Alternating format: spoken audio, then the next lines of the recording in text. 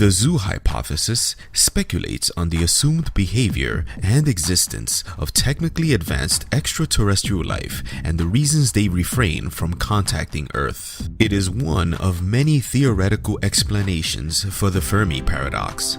The hypothesis is that alien life intentionally avoids communication with Earth, and one of its main interpretations is that it does so to allow for natural evolution, sociocultural development, and avoiding interplanetary contamination, similar to people observing animals in a zoo.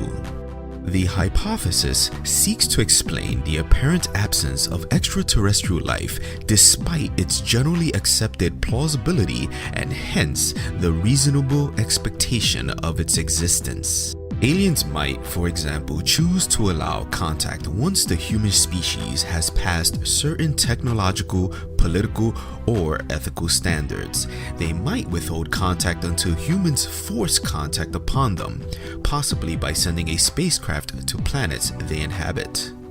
Alternatively, a reluctance to initiate contact could reflect a sensible desire to minimize risk.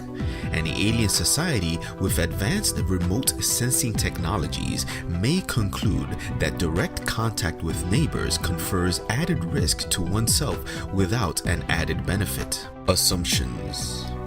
The zoo hypothesis first assumes that whenever the conditions are such that life can exist and evolve, it will.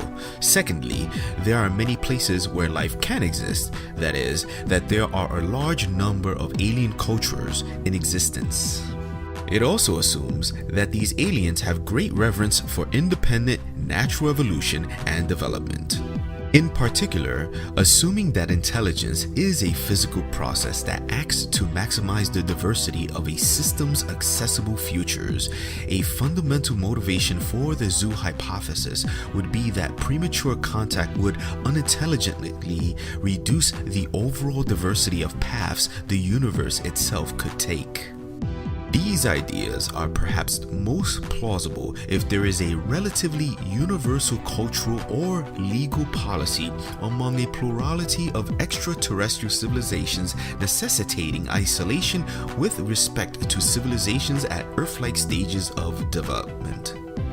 In a universe without a hegemonic power, random single civilizations with independent principles would make contact. This makes a crowded universe with clearly defined rules seem more plausible. If there is a plurality of alien cultures, however, this theory may break down under the uniformity of motive concept because it would take just a single extraterrestrial civilization to decide to act contrary to the imperative within our range of detection for it to be undone, and the probability of such a violation increases with the number of civilizations. This idea, however, becomes more plausible if all civilizations tend to evolve similar cultural standards and values with regard to contact, much like convergent evolution on Earth has independently evolved eyes on numerous occasions, or all civilizations follow the lead of some particularly distinguished civilization, such as the first civilization among them. Fermi paradox. The Fermi paradox, named after Italian-American physicist Enrico Fermi, is the apparent contradiction between the lack of evidence for extraterrestrial civilizations and various high estimates for their probability. With this in mind, a modified zoo hypothesis becomes a more appealing answer to the Fermi paradox. The time between the emergence of the first civilization within the Milky Way and all subsequent civilizations could be enormous. Monte Carlo simulation shows the first few inter-arrival times between emergent civilizations would be similar in length to geologic epochs on Earth. Just what could a civilization do with a 10 million, 100 million, or half-billion year head start? Even if this first grand civilization is long gone, their initial legacy could live on in the form of a passed-down tradition, or perhaps an artificial life form dedicated to such a goal without the risk of death. Beyond this, It does not even have to be the first civilization, but simply the first to spread its doctrine and control over a large volume of the galaxy. If just one civilization gained this hegemony in the distant past, it could form an unbroken chain of taboo against rapacious colonization in favor of non-interference in those civilizations that follow. The uniformity of motive concept previously mentioned would become moot in such a situation. If the oldest civilization still present in the Milky Way has, for example, a 100 million year time advantage over the next oldest civilization, then it is conceivable that they could be in the singular position of being able to control, monitor, influence, or isolate the emergence of every civilization that follows within their sphere of influence.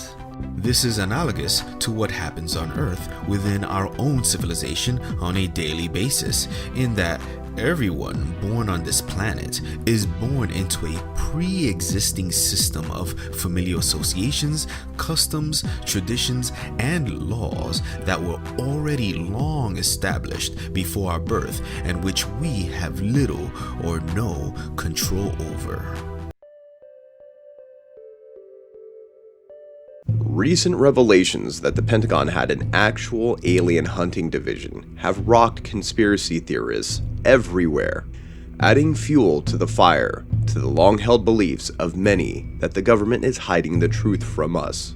Luis Elizondo, the military intel official who headed the now-defunct Advanced Aviation Threat Identification Program, which ran from 2009 until 2012, was so convinced by what he saw that he continued his search for extraterrestrials until this day. He now has a UFO research startup and alerted CNN that there's compelling evidence we are not alone. While Elizondo's evidence may be based on being privy to a number of unexplained encounters with flying objects, the aliens haven't made their presence very clear. If the universe contains at least 2 trillion galaxies full of billions of stars like our sun, shouldn't there be other complex life forms out there by now? It would only make sense. So, where is everybody? As the Nobel laureate physicist Enrico Fermi famously asked about the absence of evidence and the high probability of alien existence. There are certainly many speculations about the possibility of aliens and their potential motives. It could be that there's been no contact because they are too far away, and we need for our technologies to catch up before we meet them. They could look like something else entirely, so we can't even perceive them yet. Or maybe we underestimate the uniqueness and preciousness of humanity, and we really are alone. But an idea formulated in the 70s takes a different swing at this compelling issue.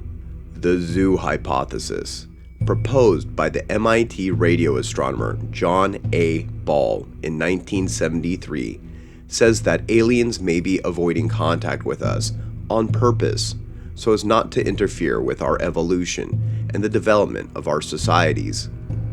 The human civilization could be essentially living in a zoo or a space wildlife sanctuary, where others populating the cosmos dare not go.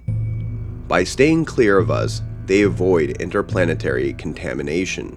Perhaps the aliens are waiting for us to reach a certain technological or moral point before they will talk to us.